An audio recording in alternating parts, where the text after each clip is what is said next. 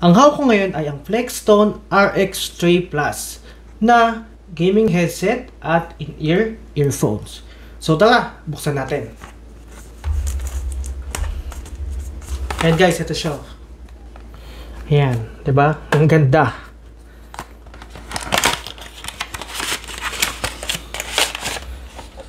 Sa loob ng box, makikita mo tong extra ear tips, large and small, plus clip na ilalagay mo sa wired ng earphone.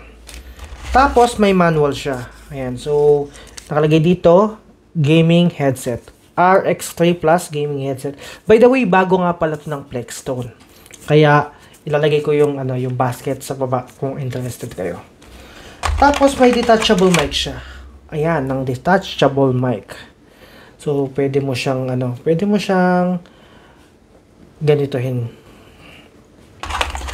Tapos ito yung pangmalakasang gaming headset. Right now, Type-C pa lang ang meron ng Flextone.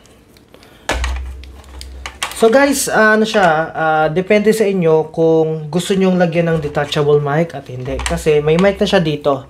Ayan. So, dalawa po ang ang option nyo. Pwedeng hindi nyo lagyan at pwedeng lagyan nyo. Tapos dito may button siya. Ayan, sa likod. Ito yata yung answer call. Then may may mute. Ito yung mute. Tapos may volume up and down. Ini-slide lang siya pataas. Dito nilalagay yung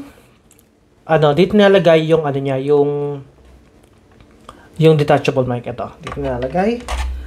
So magiging ganito siya. Yan, 'di ba? Ganda. Tsaka yung color niya, color green. Ang ganda niya. So magiging ganito siya pag sinuot. Tapos ito yung yung light niya. Ito yung light niya, makikita nyo. RGB. 'Di ba ang ganda? Ngayon, color green siya. Ayan, nagbabago-bago yung color niya paunti-unti. Ayan. And then, may ear hook para iwas laglag. Ayan. Pwede siyang tanggalin kung makikinig lang kayo ng normal music.